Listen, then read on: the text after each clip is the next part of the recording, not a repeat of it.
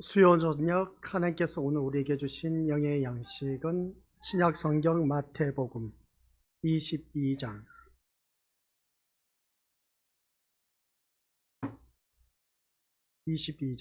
23절부터 33절까지 합독하도록 하겠습니다. 부활이 없다 하는 사두개인들이 그날 예수께 와서 물어 이르되 선생님이여 모세가 일렀으되 사람이 만일 자식이 없이 죽으면 그 동생이 그 아내에게 장가들어 형을 위하여 상속자를 세울지니라 하였나이다. 우리 중에 7형제가 있었는데 마지가 장가들었다가 죽어 상속자가 없으므로 그 아내를 그 동생에게 물려주고 그 둘째와 셋째로 7째까지 그렇게 하다가 최후에 그 여자도 죽었나이다. 그런즉 그들이 다 그를 취하였으니 구할 때에 7 중에 누구의 아내가 되리이까? 예수께서 대답하여 이르시되 너희가 성경도 하나님의 능력도 알지 못하는 고로 오해하였도다. 구할 때에는 장가도 아니가고 시집도 아니가고 하늘에 있는 천사들과 같으니라. 죽은 자의 부활을 논할진대 하나님이 너희에게 말씀하신 바 나는 아브라함의 하나님이요 이삭의 하나님이요 야곱의 하나님이로라 하신 것을 읽어보지 못하였느냐? 하나님은 죽은 자의 하나님이 아니요 살아있는 자의 하나님이시니라 하시니 무리가 듣고 그의 가르치심에 놀라더라. 아멘. 이 말씀은 하나님께서 하신 말씀을 통해서 주신 교훈의 제목. 시작.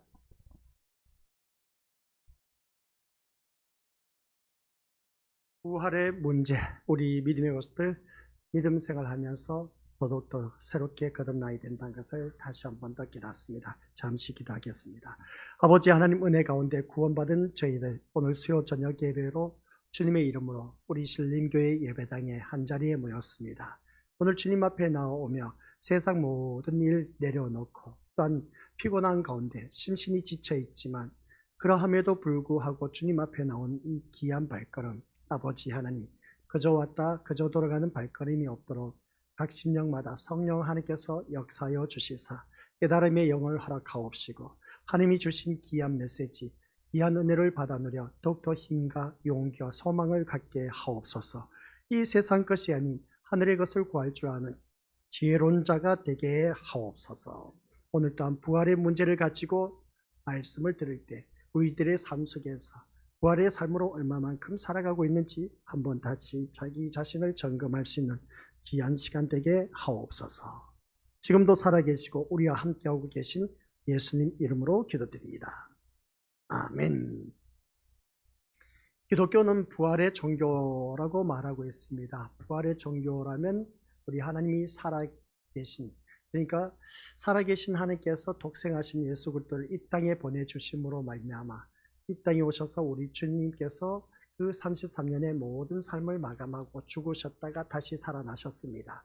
그래서 부활은 내가 죽지 않으면 다시 살아날 수가 없다. 시작. 네. 부활은 내가 죽지 않으면 다시 살아나는 일이 없다. 이 말씀인데 우리 믿음의 식구들 내가 죽어야 다시 살아난다라는 걸 꼭 명심하시길 바랍니다.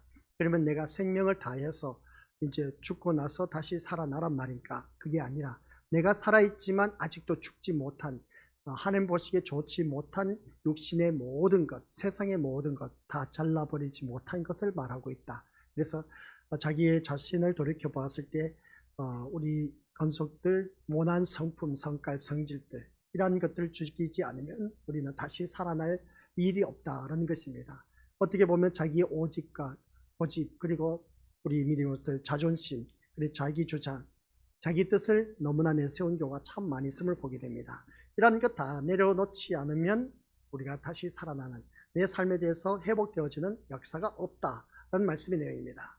그런 가운데 우리 믿음의 것들 말씀을 들으면서 그러면 내가 죽어야 된다라고 했을 때 이것을 어떻게 죽일 수가 있느냐는 것이죠.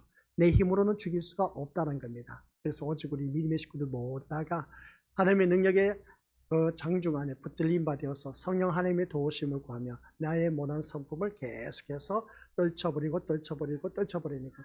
그러기 위해서는 하나님의 말씀이 내 심령 속에 계속해서 들어오고 또 들어와서 내 심령 속에 묵은 그 제약된 것들이 다 벗겨지고 사라지고 밀려나야 된 겁니다.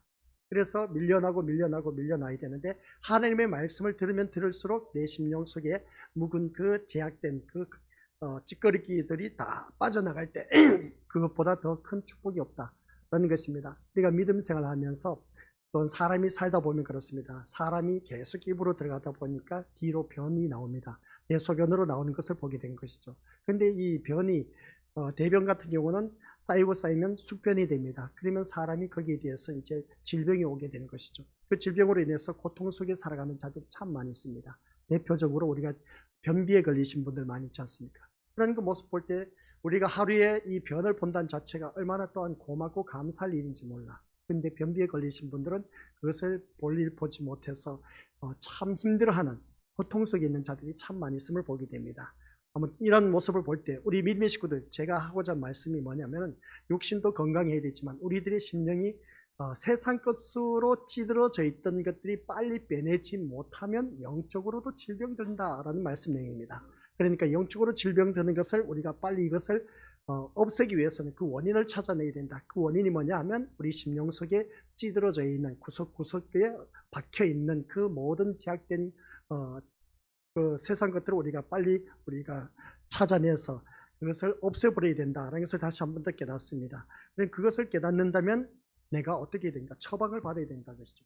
우리가 아프면 병원에 가서 처방을 받아서 약을 이제 약국에 가서 탑니다. 그런 것처럼 우리 오늘 또한 영적 병원이 바로 교회에 나오셔서 우리 믿음들 처방을 받아야 된다. 처방을 받아서 우리 믿음들 그 처방받은 그 약이 뭐냐면 신약과 구약입니다. 그래서 신약과 구약으로 우리 믿음의 식구들께서는 내 잘못된 모든 것들을 빨리 처방받아서 그것을 잘 복용함으로 말미암아 우리 믿음의 것들 빨리 회복되어지는, 그러니까 다시 살아나는 놀라운 역사가 있다라는 말씀입니다. 그래서 우리가 믿음 생활하면서 아직도 내 심령 속에 다 벗겨내지 못한 묵은 때가, 찌든 때가 너무나 많다. 세상에 그 제약된 그 찌꺼기들이 너무나 많이 잔존해 있다라는 것입니다. 그러기 위해서는 우리가 날마다 하나님의 말씀을 듣고 묵상하고 또 집에서 읽기도 하고 그 말씀대로 살아가기 위해서 몸부림치다 보면 어느 한순간 나의 몸이 아주 거룩한 몸으로, 신령한 몸으로 변화되어 가는 그 모습을 보게 됩니다. 그래서 내가 거룩하니 너희도 거룩할지니라 하시는 것처럼 우리 믿음의 식구들 모두가 거룩한 모습으로 거듭나야 된다는 것을 꼭 명심하시길 바랍니다. 그래서 오늘 본문 속에서는 우리 믿음의 것들 잘 알고 계신 것처럼 이 사두개인들이 등장하고 있음을 보게 됩니다. 그 앞에는 세금 문제를 가지고 거론한 자들이 누구였느냐 그랬을 때 우리가 세금 문제 다들 알고 계시다 봅니다. 이 세금 문제 들고 나왔던 바리새인들, 그리고 난 후에 이 바리새인들이 그 하는 것을 보고 옆에 있던 이제 사두개인들이 어떻게 하면 이 예수를 그냥 올무에 걸리게 해서 넘길까라는 것에 혈안이 되어 있다 보니까 이 사두개인들이 부활의 문제를 가지고 나온 겁니다. 그래서 이 부활의 문제를 가지고 나와서 예수님께 거론을 한 것이죠. 그리고 거론한 것이 뭐냐라고 했을 때에 한 집안에 7형제가 있었습니다. 7형제가 있었는데 제일 첫 번째 형, 첫째 형이 장가를 갔습니다. 장가를 갔는데 그 유대 풍습이 뭐였냐면 장가를 가서 그 다음 어떻습니까? 아기를 낳지 못하고 제일 큰 형이 죽었습니다. 그러면 둘째, 셋째, 넷째, 다섯째, 여섯, 일곱째까지 그 형수가 어떻습니까? 계속 동생으로 시동생하고 같이 또 살면서 자손을 번성해야 된 겁니다. 그런데 일곱째까지는 자식을 놓지 못하고 다 죽었습니다. 다 죽었는데 부활 후에 이 아내는 누구의 아내가 되느냐 그거 하면서 예수님에게 거론을 한 겁니다. 이게 오늘 우리에게 주어진 부활의 문제입니다. 다시 살아날 때 그러면 좋습니다 하면서 예수님에게 하신 말씀이, 그러면 이 일곱 형제가 있는데 나중에 부활하게 되면 이 아내는 누구의 아내가 되겠느냐? 우리 믿음은 누구의 아내가 됩니까? 첫째에게 갑니까? 막내에게 갑니까? 아니면 둘째, 셋째, 넷째, 다섯, 여섯째, 일곱째 누구에게 갈 것 같습니까? 부활 후에 이 여인이 그러면 이 아내가 되었던 첫 번째 형수였던 그 형수가 이제 둘째, 셋째, 넷째, 다섯, 일곱 번째까지는 그 같이 살았던 모습 보게 됩니다. 나중에 부활해서 살다 보면 어떻습니까? 이 아내는 누구의 아내가 되겠냐는 것이죠. 아주 참 기가 막힌 질문을 던지지 않습니까? 이 사두개인들이. 오늘 본문의 말씀이 바로 그겁니다. 그래서 오늘 본문의 말씀을 살펴보면서 주보를 딱 펼쳐보면 우리 믿는 것들 주보 있죠? 주보를 펼쳐보면 첫 번째 주제가 뭐라고요? 증명할 수 없는 믿음의 세계라고 하는 것을 보게 됩니다.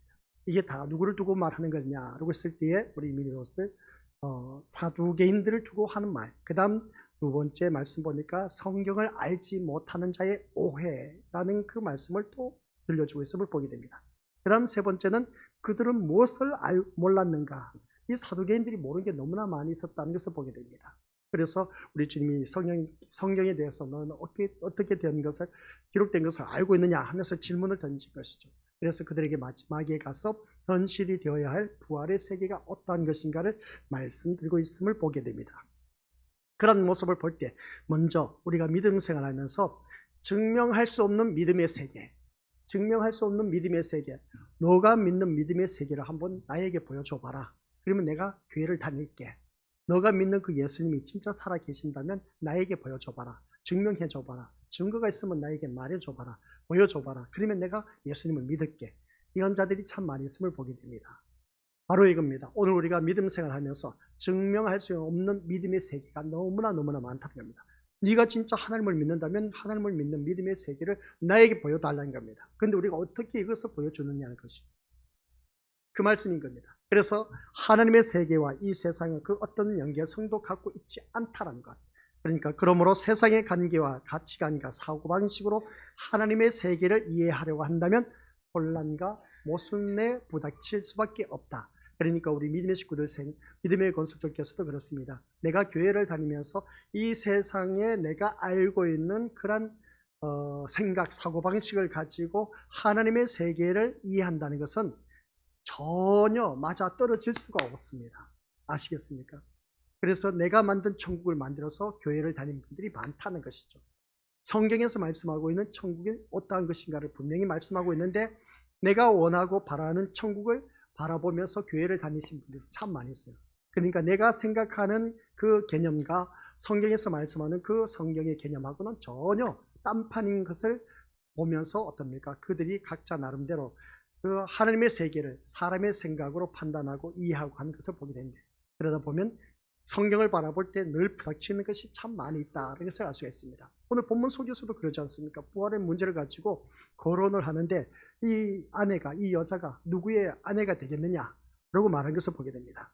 그래서 우리가 사람의 생각으로는 우리는 대부분 남존 여비 사상, 그래서 모든 것은 장자권에 있기 때문에 첫째 아들에게 이 여인이 가지 않느냐, 그렇게 생각한 경우가 참 많이 있음을 보게 됩니다. 그렇게 생각했다면 유교 사상이 있기 때문에 우리 이것들 어느 누구든지 아직도 내가 하나님의 말씀을 이 세상의 그 내가 경험으로 인해서 들은 그 풍월로 인해서 우리가 판단하고 본다는 것을 알 수가 있습니다. 이게 바로 인본주의 신앙이라는 겁니다.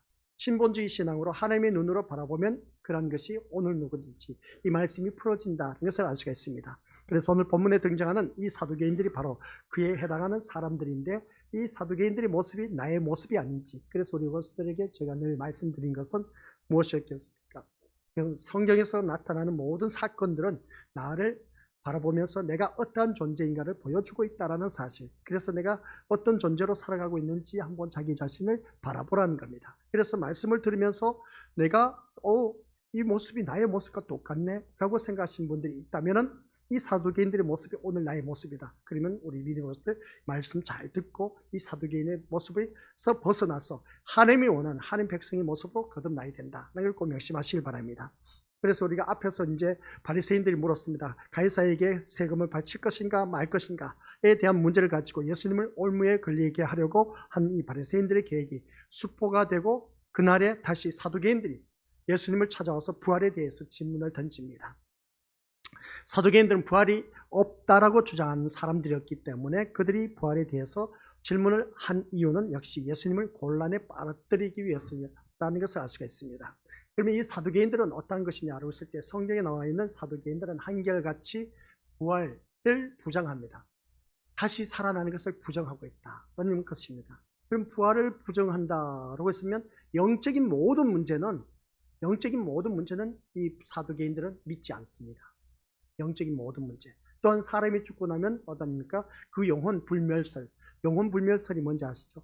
영혼이 우리가 사람이 죽으면 육신은 썩어서 땅에 다 파묻힙니다. 그러나 그 영혼은 사라지지 않습니다. 영원토록 산다는 것이 영혼 불멸설입니다. 그러면 영원토록 우리들이 영원히 사는데 영생을 합니다. 믿는 자든 믿지 아니한 자든 영생을 하면서 삽니다. 죽고 나서. 근데 어디서 사느냐가 중요한 겁니다. 천국에서 영생토록 사느냐 아니면 지옥에서 영생토록 사느냐. 그래서 영혼 불멸설입니다.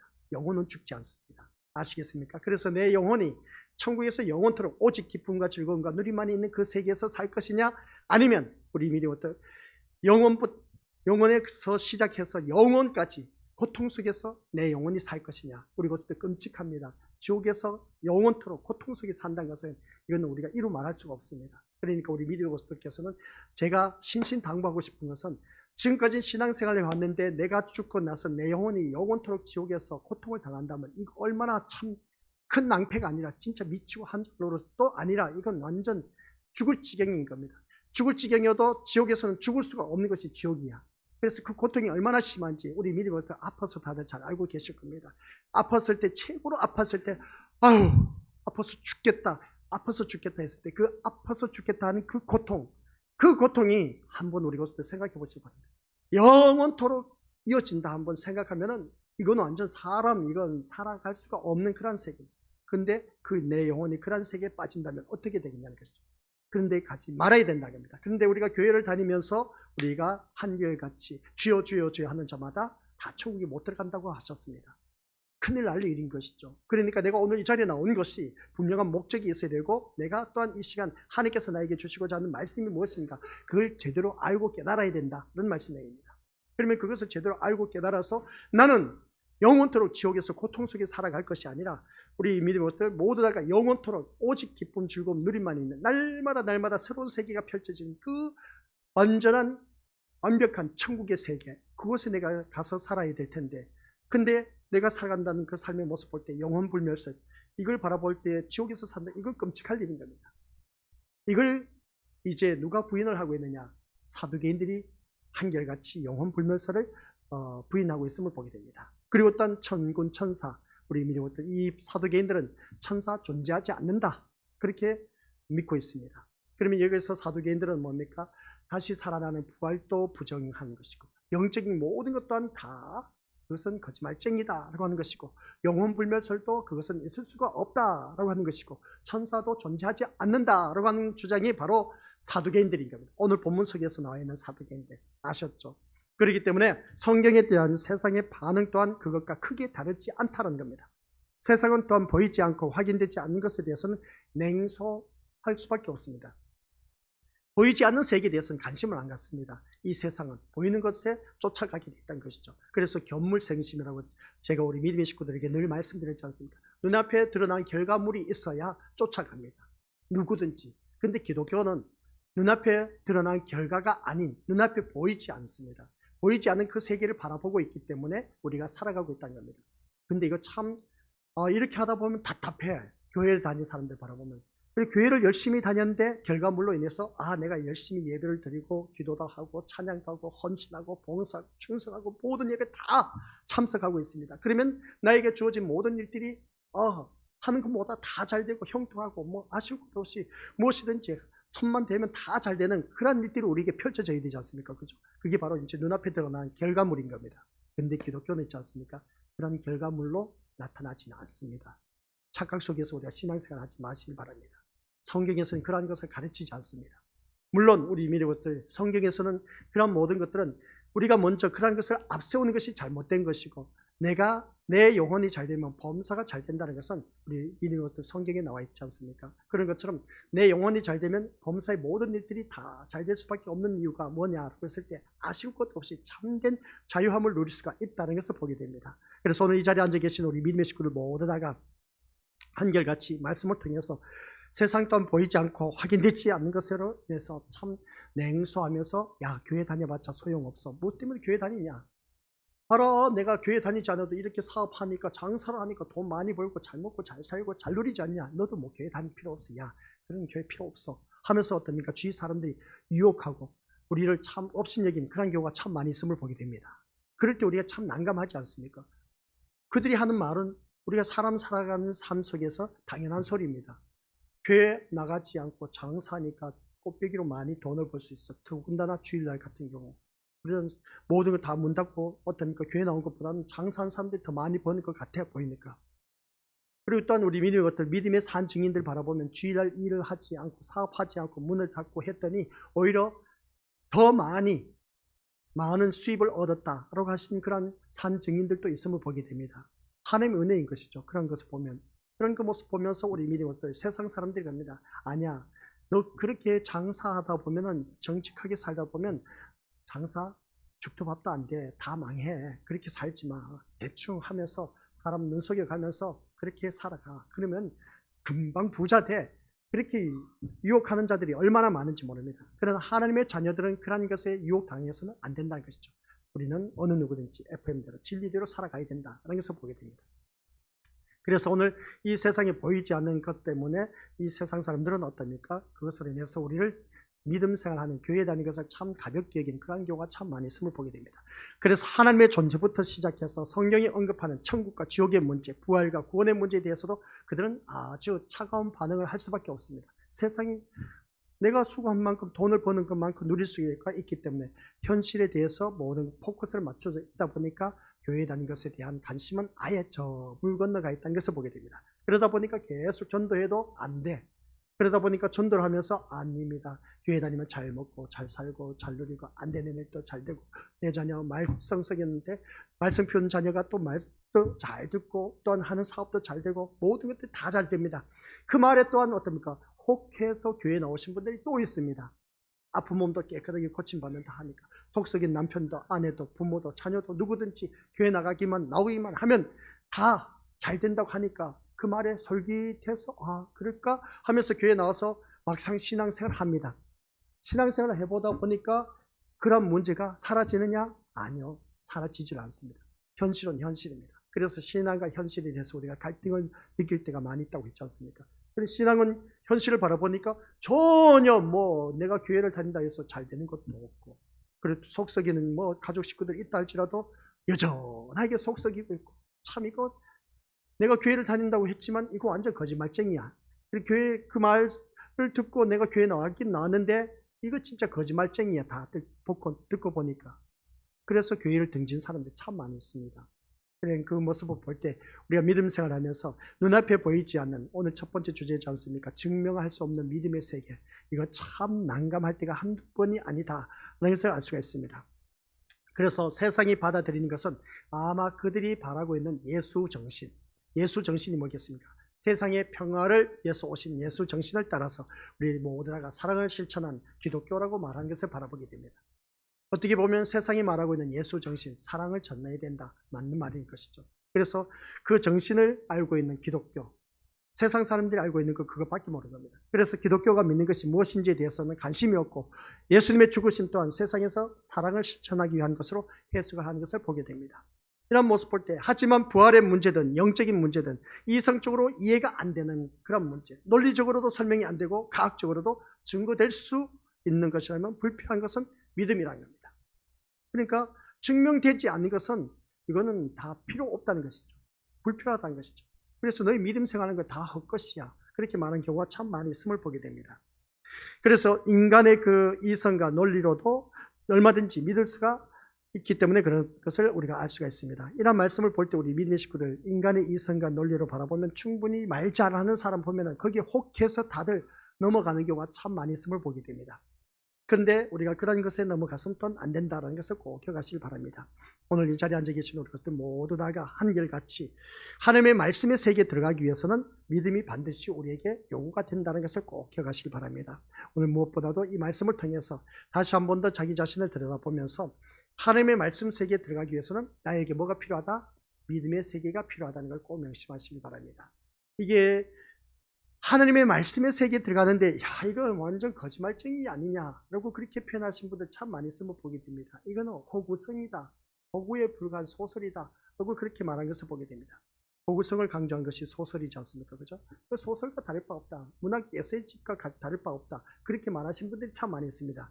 그것은 세상적으로 평가하는 것이지 우리 이 성경 말씀은 생명의 말씀입니다. 생명의 말씀이기 때문에 그래서 우리가 성경 말씀을 바라볼 때에 우리가 어디에서 어떻게 바라보느냐 상하 좌우 위아래 우리가 바라봤을 때 보는 눈이 또 다 다르다는 것이죠. 깨닫는 것도 다 다르다는 겁니다. 그렇기 때문에 이 하나님의 말씀은 기가 막힌 겁니다. 세상 학문 책은 어떻습니까? 딱 한 번 진리 이거다 하면 그거야. 다른 것도 없습니다. 다른 게 볼 수가 없는 것이죠. 그런 것처럼 성경 말씀은 그게 아닌 겁니다. 여러 각도로 바라보면 여러 각도로 바라본 그 각도에서 바라본 관점에서 새롭게 다 보인다는 것이죠. 그게 바로 하나님의 말씀이라는 겁니다. 이런 말씀의 세계에 우리가 들어가려면 우리에게 필요한 것은 오직 우리가 다른 것도 없습니다. 믿음이 요구된다는 것을 꼭 기억하시기 바랍니다. 반드시 믿음이 없이는 이 말씀의 세계에 우리가 들어가기가 힘들다. 그래서 말씀이 이해가 안 되고 거기에 대해서 용납이 안 되고 저거는 다 거짓말쟁이야. 저거는 목사나 하는 말이야. 하고 그렇게 여기는 경우가 참 많이 있음을 보게 됩니다. 교회 다니면서. 그래서 말씀의 세계나 하나님이 행하신 모든 일들이 인간의 이성과 논리로 접근할 수 없는 신비에 해당이 하기 때문에 이 세상 사람들 믿지 않는다고 합니다. 교회 다니는 사람마저도 믿지 않고 있다는 것이죠. 하나님 말씀, 아유, 그거는 먼 옛날 이야기지. 오늘날 같은 경우는 이런 말씀 우리에게는 전혀 어울리지 않는 말씀이라고 믿지 않은 자기의 이성과 논리로 안 맞는다는 것이죠. 그래서 앞에서 우리가 서두에서 제가 말씀드렸지 않습니까? 하나님의 말씀을 내 생각, 내 주장, 내 뜻, 내 고집, 내가 원하는 대로 바라보면 안 된다는 것입니다. 그것은 우리 민족들 그러다 보면 우리가 현실의 삶 속에서 신앙과 너무나 많이 부닥칩니다. 그래서 우리는 내가 생각하고 있는 거 다 내려놓지 않으면 어느 누구든지 이 말씀을 우리가 바라볼 수가 없다는 것이죠. 이 말씀 세계에 들어갈 수가 없다는 겁니다. 그래서 예수님 하신 말씀이 뭐겠습니까? 어느 누구든지 나를 따라오려거든 자기를 부인하고 나를 따르라고 했습니다. 자기를 부인하려고 했을 때 자기의 모든 생각 그리고 아집, 고집 이런 성깔, 성질, 성품들 내려놓지 않으면 이 하나님 말씀을 온전히 받아들일 수가 없다는 겁니다. 그래서 예수님이 나를 따라오려거든 했습니다. 나가 누구냐? 예수 그리스도입니다. 예수 그리스도가 누굽니까? 하나님의 말씀입니다. 말씀대로 살려면 너의 모든 것을 다 부인하라는 겁니다. 그래서 예수님이 우리와 함께하고 계신다는 거죠. 임마누엘 하나님. 심판하기 위해서 함께하시고 내가 세상 모든 것을 다 끊어버리기 위해서 다 절단시키기 위해서 없애버리기 위해서 지금 이 순간에도 함께하고 계십니다. 내가 원하는 인생이 아닌 하나님이 원하는 인생으로 만들기 위해서 우리 주님이 지금 이 순간 나와 함께하고 계신다라는 말씀입니다. 그래서 오늘 이 말씀을 들으면서 우리 이것들 부활의 문제는 이성과 논리로 접근하게 되면 모순과 혼란에 빠지다 보니까 사두개인들은 구약에 명시된 형제 결혼법을 문제 삼아서 질문하였지만 이 사두개인들 그래서 첫째 형부터 일곱째 막둥이까지 이 여자가 어떻습니까? 다른 데 출가하지 못하고 한 집안에 들어와서 그 집안에서 묻혀서 살아야 된다는 겁니다. 그러다 보니까 유대인들의 형제 결혼법이 그렇습니다. 첫째 형이 자녀를 낳지 못하고 죽었다면 둘째 형이 어떻습니까? 이제 형수와 함께 부부가 되어서 사는 겁니다. 둘째 형도 아이를 낳지 못하고 죽었다 막둥이까지 갔습니다. 막둥이까지 갔는데 다 죽었습니다. 나중에 부활했을 때 다시 살아났을 때 이 여자는 누구의 아내입니까? 하니까 이게 사람의 생각으로 어떻게 이걸 답변을 할 수 있겠냐 하시죠. 오늘 본문의 말씀이 바로 그거인 것이죠. 우리 부활의 문제는 이성과 논리로는 접근해서는 도저히 어느 누구든지 풀어나갈 수가 없다. 그래서 사두개인들은 구약에 명시된 이 형제 결혼법을 질문하면서 예수님을 곤란에 빠뜨려서 이제 거기에 대해서 예수님을 넘기려고 하는 그 모습을 보게 됩니다. 그리고 그 말씀 볼 때 가령 이제 우리 몸에 장애가 있거나 지적 장애가 있는 사람은 어떤 몸으로 부활하는지에 대한 의문이 또한 있음을 보게 됩니다. 목사님, 우리가 자녀를 낳았는데 지적 장애인 아이를 낳았습니다. 그러면 이 아이가 나중에 부활할 때는 어떤 모습으로 다시 살아납니까? 그리고 또 어떻습니까? 육체적인 장애로 지체 장애로 인해서 태어난 아이가 있습니다. 그러면 그 자녀는 평생 걷지 못한 그 아이는 나중에 부활했을 때 어떤 몸으로 태어납니까? 이 어떤 몸으로 부활하는지에 대한 의문이 있고 어떤 어린아이가 죽었다면 어린아이가 다시 살아난다면 어린아이로 다시 살아납니까? 아니면 성숙한 모습으로 살아납니까? 그러면 늙은 사람이 이제 예수님을 믿다가 죽었다가 나중에 다시 살아날 때 늙은 사람대로 다시 부활합니까? 이런 질문이 얼마든지 나올 수가 있습니다. 교회를 다니다 보면.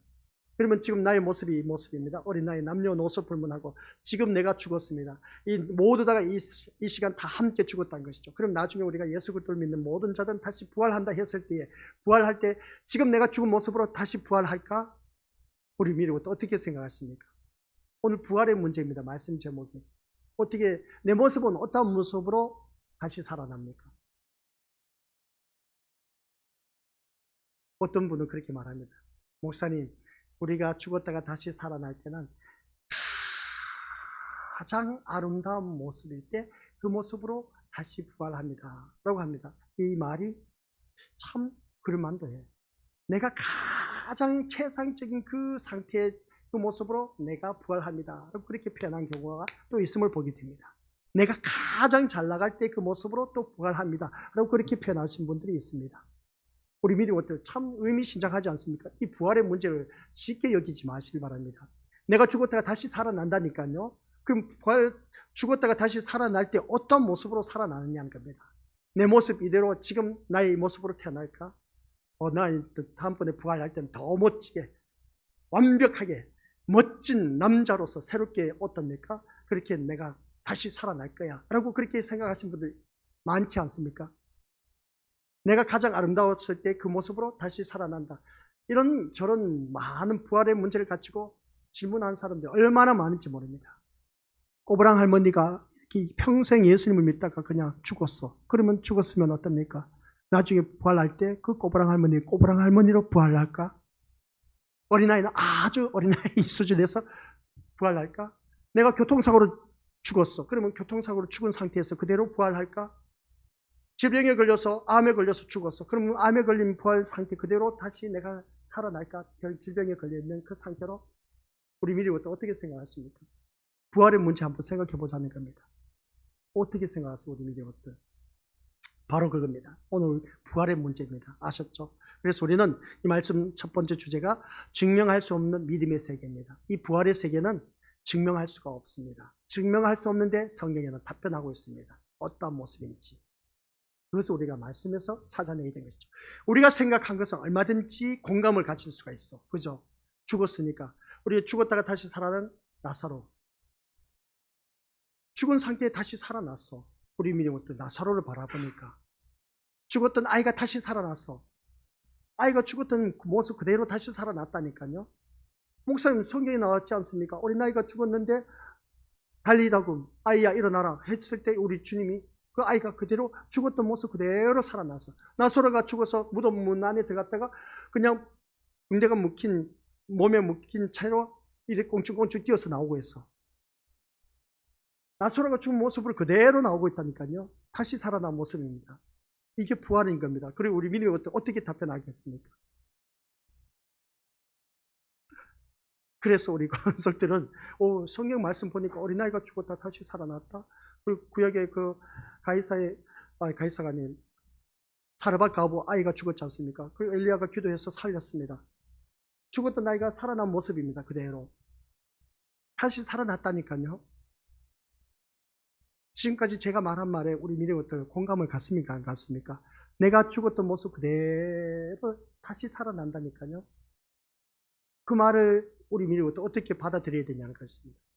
나는 그래서 부활할 때 가장 멋진 모습으로, 가장 아름다운 모습으로, 예전에 난 진짜 지질나게 못생겼는데, 그런데 우리 이래 할머니 아시죠? 그 이름도 참 멋져. 김일희 할머니. 우리 미리 어떤 기억나세요? 병원 전도에서 제가 모시고 오신 분 알아요? 몰라요? 기억 안 나요? 온몸에 그냥 주렁주렁 혹이 얼마나 많이 달렸습니까? 온몸에 다 달렸어. 그냥 끔찍해 진짜. 덤칫해. 그냥 손대기도 처음에 저도 그랬습니다. 가까이 하기에 참 먼 당신이었습니다. 근데 그분을 모시고 우리 교회 병원 선교할 때 모시고 나와서 예배 드리고 있지 않습니까? 그래서 조금 있다가 이제 돌아가신 그 모습 보게 됩니다. 아니 그 김일희 할머니는 죽으면 그 모습으로 온몸에 혹이 달린 모습으로 우리 믿음 그 사진이 있어야 돼요. 진짜 끔찍합니다. 그걸 봤어야 되는데 온몸에 그냥 다 주머니가 달려서 혹이 달려있어요. 그 모습 보니까 얼마나 끔찍한지 몰라요. 그런 그 모습 볼 때 우리 믿음의 식구들은 어떻게 생각하냐는 것이죠. 그러면 그 김일희 할머니가 예수 믿다가 돌아가셨으면 그 혹이 달린 모습으로 우리 부활 모습은 나타날까? 어떻게 생각하세요, 우리 믿음의 것들? 저놈이 저렇게 계속 잠꼬대 하다가 이제 잠에서 일어나고 있는데, 우리 믿음의 식구들, 저런 어린아이가 잠자다가 그냥 숨이 막혀서 엄마가 배를 깔고 그냥 어떻습니까? 숨이 막혀서 죽었습니다. 그러면 어떻게 될까? 그 아이가 어린아이로 상태로 다시 살아날까? 그래서 부활 문제를 쉽게 생각하지 마시기 바랍니다. 그래서 오해의 원인은 성경도 하나님의 능력도 모르는 데 있었다는 것을 알 수가 있습니다.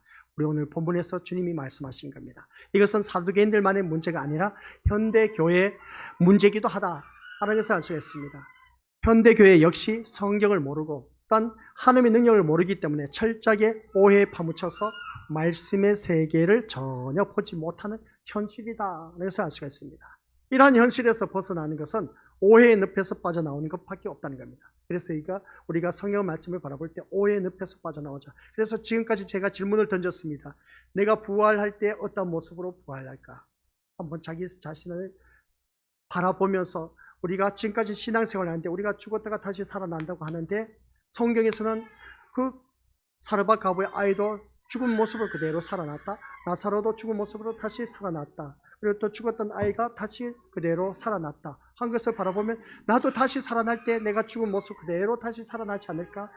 교통사고로 죽은 사람 또한 그대로 다시 살아나지 않을까? 질병에 고통당하다가 죽은 사람 그대로 다시 살아나지 않을까? 우리 믿음은 이런저런 생각 참 많이 들 겁니다. 그래서 이 부활의 문제를 다시 한번 우리 것들 생각하면서 이 말씀을 들을 수가 있어야 된다. 이걸 꼭 명심하시길 바랍니다. 오늘 본문 속에서 다른 것 없습니다. 그 오해의 원인을 우리가 풀어나가자는 겁니다. 성경도 하나님 능력도 모르는 데 있었기 때문에 그들은 부활의 문제를 가지고 거론했다. 누가? 사두개인들. 그래서 사두개인들의 말의 문제가 아니라 오늘 현대교회의 모든 문제이기도 하는 겁니다. 그래서 교회 다니는 사람들 한번 물어보시길 바랍니다. 야, 너 부활을 믿냐? 교회 다니는 아는 분들 있지 않습니까? 그죠? 그러면 그 사람들한테 가서 부활을 믿느냐고 물어봤을 때 그러면 너 부활할 때 어떤 모습으로 부활할 것 같아? 물어보시기 바랍니다. 그러면 그들이 섣불리 답변을 못할 겁니다. 그러면 현대교회 역시 성경을 모르고 하나님 능력을 모르기 때문에 철저하게 오해에 파묻혀서 말씀의 세계를 전혀 보지 못하는 그러한 현실인 것을 보게 됩니다. 이러한 현실에서 벗어나는 것은 오해의 늪에서 빠져나오는 것밖에 없다는 겁니다. 그리고 그것은 성경을 알고 하나님 능력이 어떤 것인가를 아는 것으로 해결될 수밖에 없다는 겁니다. 그래서 오늘 이 자리에 앉아 계신 우리 믿음의 식구들 모두 다가 이런 성경의 오해에서 늪에서 빠져나와서 아는 것을 우리가 해결되어야 된다는 것, 성경에서 답을 찾아내야 된다는 걸 꼭 명심하시길 바랍니다. 그래서 사두개인들은 부활을 육체의 부활로 오해했습니다. 이제 서서히 답을 던져주고 있습니다. 사두개인들은 뭐라고요? 부활을 육체의 부활로 생각하고 있었다라는 것입니다. 이 때문에 육체의 관계가 부활의 세계에서도 계속 이어질 것으로 여겨졌던 겁니다. 그래서 7 형제가 있었는데 첫 번째 형이 장가를 갔는데 그 형수가 형이 죽고 나서 보니까 아이가 없어. 그 다음 둘째, 셋째, 7째까지는 다 이 형수가 어떠니까 막둥이까지는 살았어. 나중에 죽었는데 누구의 아내가 되겠습니까? 라는 질문을 던지는 것이죠. 육체의 부활로 해석하면 이게 안 된다는 겁니다. 그러므로 부활의 세계는 육체의 관계와는 무관한 세계다. 아시겠습니까? 육체의 관계와는 무관한 세계, 부활의 세계는 무슨 말씀인지 이해가 되시죠? 이것을 같이 읽어보도록 하겠습니다. 예수님은 시작. 예수님은 부활 때에는 장가도 시집도 가지 않고 이겁니다. 우리들의 부활체는 뭐라고요? 네, 하늘의 천사와 같은 존재라고 있습니다. 이게 답인 겁니다. 지금까지 우리가 질문을 했던 그 모든 것들을 내 생각으로 부활 때는 이렇게 태어날 것이다. 다시 살아날 것이다. 라고 하는 것을 우리가 다들 말할 겁니다. 그죠? 근데 그게 아니란 것이죠. 근데 앞에서 예를 들었습니다. 성경에 부활한 사람들. 어떤 사람이겠습니까? 구약의 사르밧 가부의 아이가 살아났습니다. 그랬던 우리 민족들 신약에 와서 죽은 나사로가 다시 살아났습니다. 그리고 또 아이가 죽었다가 다시 살아난 그 아이가 있었습니다. 그 아이를 바라봤을 때 근데 그대로 살아난 모습인 겁니다. 그런 모습을 바라볼 때 그게 부활이다 라고 말한 것을 보게 다시 살아났습니다. 근데 다시 살아난 그 사람이 안 죽었냐는 것이죠. 영원토록 살았다는 말이 없습니다. 다시 죽을 수밖에 없는 우리들의 인생입니다. 그래서 우리가 다시 살아났을 때 부활체는 어떤 존재? 천사와 같은 존재로 우리가 부활을 한다라는 말씀의 정답입니다. 아셨죠? 그래서 어느 누구든지 한번 타 교회 다니신 분들한테 물어보시기 바랍니다. 우리가 성경에 바라보니까 부활의 종교라고 했는데 부활의 종교, 이 부활이 없으면 우리가 교회 다닐 필요가 없어. 그렇지? 근데 그것도 모르신 분들 참 많아. 수두룩해. 타교에 물어보면 다들 그래 그냥. 연로하신 분들 물어보면 더더욱도 그렇고. 그러나 좀 뭔가 아신 분들, 젊은 사람들한테 가서 문제를 제기하면 우리는 기독교는 생명의 종교야. 그래서 부활의 종교라고 하기 때문에 다시 살아나. 다시 살아났는데 내가 죽었다가 다시 살아난다면 어떤 모습으로 태어날 것 같아? 한번 질문 던져보시기 바랍니다. 성경을 제대로 알고 있는 만큼만은 예수님 말씀하셨어. 우리는 천사와 같은 존재로 부활한다고 했어. 그분은 제대로 알고 있다는 겁니다. 그분들이 얼마나 됐냐는 거죠. 한번 테스트해 보시기 바랍니다. 주위에 알고 있는 교회 다니신 분들에게 물어보시기 바랍니다. 그래서 부활의 세계는 지금 우리가 육체로 살아가는 모든 관계와 질서와 삶의 방식을 초월한 전혀 새로운 세계, 아시겠습니까? 육신과 상관이 없는 세계이기 때문에 세상에서 육신으로 관계한 모든 것은 다 사라지고 존재하지 않는다. 부활의 세계는, 아시겠습니까? 그러므로 시집가고 장가감으로써 후손을 이어가는 방식도 부활의 세계에서는 그런 것도 없다. 그런 말씀입니다. 사두개인들은 이것을 몰랐기 때문에 부활에 대해서 오해를 하고 있었다는 것을 알 수가 있습니다. 그러면 우리 그들은 무엇을 몰랐는가? 그들은 무엇을 몰랐는가? 축제, 다음 시간에 우리 꼭 알아서 오시기 바랍니다. 그들은 무엇을 몰랐느냐? 아버지 하나님 은혜 감사드립니다. 오늘 또한 수요 저녁 예배 주님 앞에 나온 아버지 하나님의 자녀들, 부활의 문제를 가지고 우리가 서로 함께 말씀을 나누었습니다. 성경을 알지 못하는 자의 그 오해가 얼마나 많은지 다시 한 번 더 기억하게 하여 주옵시고, 증명할 수 없는 믿음의 세계가 아버지 한 너무나 많이 있다는 것. 그래서 세상 사람들은 이성적으로 또한 지식적으로 과학적으로 증명되지 않으니 기독교는 믿을 필요가 없다고 한 자들이 너무나 많습니다. 그런데 우리는 교회를 다니고 있습니다. 과학적으로, 이성적으로, 지식적으로 해결되지 않는 그것을 바라보면서 믿음 생활하고 있는 우리 귀한 믿음의 심령들, 오늘 부활의 문제를 가지고 서로 말씀을 나누었습니다. 내가 죽고 나면 어떤 모습으로 다시 살아날까? 라고 해서 나는 이런 모습, 저런 모습으로 말할 수 있을지 모르지만, 그러나 성경에서 말씀하고 있는 부활의 모습은 천사와 같은 존재로 부활한다 라고 하였습니다. 이 천사와 같은 부활의 존재, 아버지 하나님, 시공간을 초월한다는 것을 잊지 말게 하옵소서. 그래서 우리는 더욱더 이 부활의 신앙을 가지고 주님을 제대로 알고 섬겨나갈 수 있는 귀한 믿음의 심령들 되게 하옵소서. 성경을 알지 못하는 자의 그 오해로 인해서 더욱더 우리가 아버지 하나님 많은 문제점이 일어나는 것을 알 수가 있습니다. 아버지 하나님, 오늘 이 말씀을 통해서 다시 한 번 더 우리가 귀한 것을 깨닫게 하여 주옵시고, 또한 그들이 알지 못했던 그런 모든 것들을 다시 한 번 더 새롭게 바라볼 수 있는 믿음의 자녀 되게 하옵소서. 부활의 눈이 뜨이게 하여 주옵시고, 오직 주님만을 바라볼 수 있는 우리 귀한 믿음의 심령 되게 하옵소서.